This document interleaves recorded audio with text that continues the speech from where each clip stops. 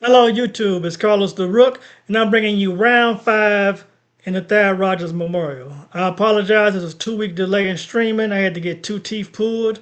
It was a somewhat painful experience, but I made it through it. So here you go, round five.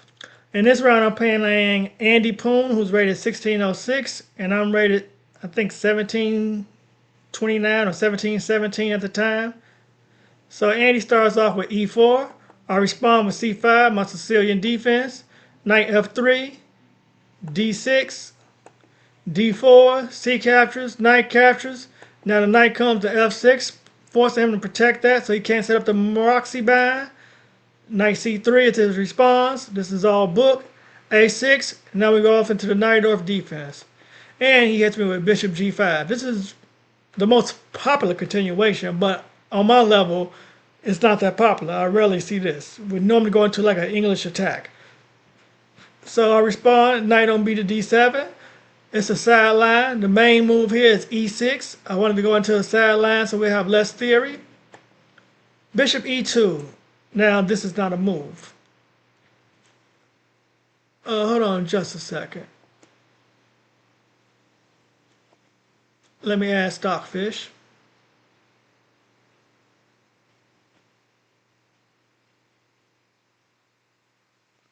Alright, Stockfish added. And yes. So let's go back one move here. Stockfish is recommending bishop c4, queen e2, bishop e3, f4. Those are the candidate moves from Stockfish. It doesn't want bishop e2. And this puts in position roughly equal, maybe 0.44 for white. So bishop e2, that drops white down to 0.13. So that tells you that's not a recommended move. And I respond queen c7. I want my queen here, stopping the bishop from ever being able to come to c4. That's the idea. So he goes queen d2. And I have no idea what he's doing here. He's setting up the battery ram of queen bishop. And my bishop's not firing Kato. So what is this guy doing? So I go h6 to push the bishop back. Bishop goes to h4. The engine wanted the bishop to retreat to e3. So here it wants me to play e6 or g5. But I played b5. And my idea was I wanted to put the bishop on b7 and hit at the knight that's on b4. I'm not sure if I want to play g5 or what I'm going to do. If I'm going to castle, leave my king in the middle. I'm unsure yet. I'm trying to wait to see which way he castles. So he plays h3. And I'm guessing he wants to retreat with his bishop. The computer gives him a question mark. It wanted knight d5. So I go b4, which was very wrong, because now I'm forcing him to go knight d5, which the engine wanted him to do. So he goes knight d5, I capture, he captures. And here I go rook b8. And my idea is to protect the b4 pawn, and then put some pressure on the d5 pawn. That's what I want to do. I want to steal the d5 pawn, but secure my pawn. So I want the d pawn without losing my b pawn. So he goes knight c6. And it was here that I realized I made a mistake. That I was in some trouble. Because the knight, he got a knight outpost. Like, how am I getting that knight away? I'm going to have to give up my bishop in order to get the knight. And then I'll lose the pawn, the b pawn anyway. So I go rook b6. Threatening the knight.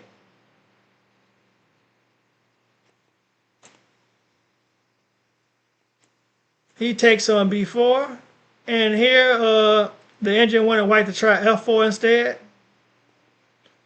So now I'll bring the bishop to b7 where I wanted it at.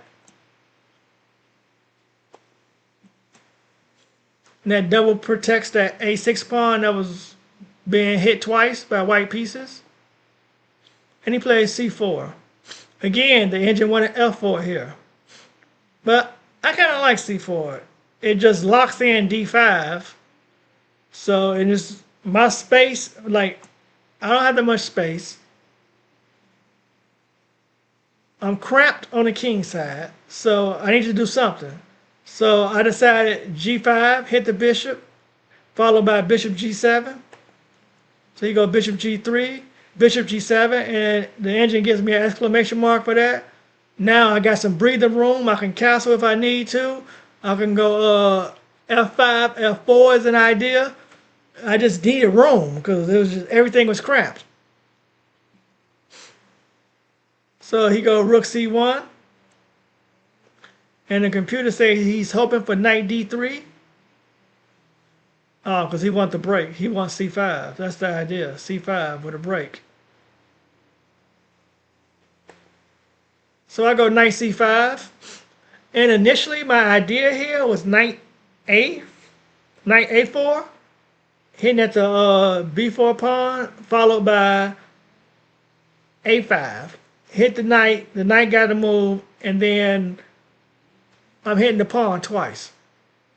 So he's seen that idea, and he plays rook c2 to protect the pawn when I hit the knight away and go knight a5. So that's what rook c2 was. He's seen what I wanted to do, and he's protecting that. But after he played rook c2, I looked deeper into the position, and I seen a really, really good move. Knight e4. So with this move, I'm hitting the queen, I'm hitting the bishop, the dark square bishop, and the queen has to move, and if the queen moves, the knight isn't protected. So this puts me at a negative 3.38. And here Andy decides to kamikaze his bishop. He takes, I don't know why, takes the bishop with my queen. I guess he was hoping I take his queen, and I considered it. Taking the queen, he take my queen, I take his knight, he take my knight, and like, nah, I can just take the bishop. So that's what I did. I took the bishop, and now his queen is still under attack. So he plays c5, and once again, I'm like, hold on, he just forked my queen and rook. However, my knight can just take that pawn. That's exactly what I did. Now I just get that pawn for free. And his knight is still going to be under attack. And now my bishop is alive. That dark square bishop is alive on this diagonal now. So I'm loving this position. It puts me at 4.61. So it's clearly a winning position for black. He played queen c1. His idea is to get my knight, is to get being hit by two pieces. So I just decided I'll let him take that piece. I want to trade since I'm already up a piece. Rook captures b4, rook captures c5, and here I castle. I feel like my king is relatively safe. I'm going to, this d pawn falls, and he still needs to castle because his king is still sitting in the middle of the board. So if he give me enough time, I will pile up a rook and a queen on this column right here. So this is what I'm thinking, like that. And then a certain pressure down here. So he needs to castle and get to safety. That's what he needs to do. So he castles. I take on b2, a free pawn. Who doesn't like a free pawn? I'm from the school of Yasa. You know, pawn grabbers anonymous. He fades back to rook c2. I capture the rook. I'm clearly up, so I don't see why I don't trade pieces. I know the rule is when you down material, you trade pawns, not pieces. When you up material, you trade pieces and keep your pawns, because then the pawns can promote to a queen. So he's violating this rule, and that's okay with me. So I capture, he captured back, and now I capture here. So I know he's going to put the rook on the d file, but I could just go e6, and the bishop's protected. The pin is null and void. So he bring the rook to the file like I thought he would. e6, and here he go bishop c4. I can't take with the queen because then I can't take with the bishop because then my queen will be hanging. So I just brought the rook over to protect the bishop. And you go queen d3. So I go a5, moving the pawn up. We're going to go into an endgame. I don't want to give away that pawn. He drops the queen back to d2. And I go queen b4, offering a trade of the queens. He move up, queen d3. He don't want to trade queen. And I can't take the bishop because my rook falls. So I got to prepare it. Bishop f6. Now the rook's protected. He captured on d5, which was a mistake. I captured back. Now the rooks are going to come off the board. Queen f3. Check first. Rook captures. Queen captures. Queen to b2. I'm going after that lonely pawn over here. If I get a pass pawn, it's game over. He goes h4. So I go queen a1 check.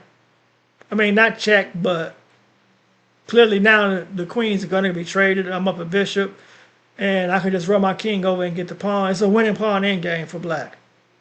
I correctly assessed that. And the engine has me at 7.32 here. He take, I take, he take, I take. He brings his king over. I go a4, brings his king up higher, a3, king d2, and now f5. I'm getting space over here so my pawns can start marching. All I need to do now for this to win this endgame is to bring my king over to b2. That's the idea. And if he comes over here to defend, then my king comes over here to the king side. And that's the thing about endgames. If you got pawns on the opposite side of the board, the king can't defend both sides of the board. He can only go to one side. So I got a 3-1 majority over here. So I'm going to use my majority to force the king to go on one side of the board. Then I'll go to the other side of the board. It's what we used to call street basketball the underlay for the overlay. You know, you pump fake one way, you go to the other way. So he go king c2, king f7, moving up. He goes king c3, threatening the pawn. Bishop b2, I just locked the pawn down. Now the king is doing absolutely nothing over here. King c4, he's trying to come back over this way. King f6, and now king d3. My bishop is controlling this diagonal, so he couldn't go to d5, d4, where he probably wanted to go. And now I go g4. Stop at f3, and just restricting his pawns is what I want to do. Since I got a dark square bishop, my pawns are on light squares, so I'm just controlling the squares. f3 anyway, and I go king e5. And my idea, if he captures, I capture, and my king just walks in here and takes the g-pawn. So he brings his king back, and I go f4. I check him. He steps away. And here I wasn't sure, should I push or should I capture? I could have pushed and then outflanked him this way maybe, but I wasn't sure. So I just went ahead and captured. That way I have room to outflank on the opposite side. So now, if he just has to stay on this side of the board, I can come this way and outflank the pawn. So that's why I went ahead and took, so I can outflank. That way I don't have to play around with him because he can box me out on this side with opposition. So I don't have to worry about who got opposition or anything like that. I can just outflank him. And if he run back over here, then I go this way.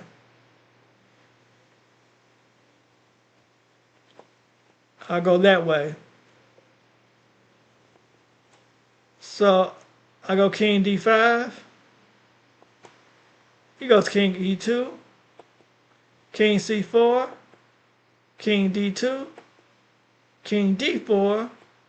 King e2. Now I go king c3. King e1. And this is just showing you what I was saying. He can't guard both pawns. I can either go this way, I could have went around this way, or I can go this way. He got to pick a side. And whichever side he picked, so he's currently picking to guard this pawn. So then I can go over this way. King C2. King E2. Now I made it to King B1.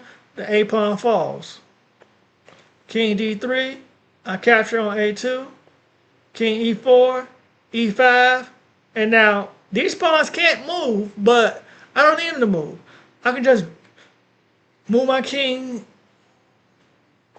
here. No, not here. Here. And then this pawn marches in for a queen. So here Andy resigned, and I won the final game. Thank you for watching. Sorry for the delay in streaming. I'll stream more. If you haven't subscribed to the channel, subscribe. It's absolutely free. Smash that like button. Carlos LaRook. Tell everybody about us. Let's build up this channel. Thank you, YouTube. Have a nice day.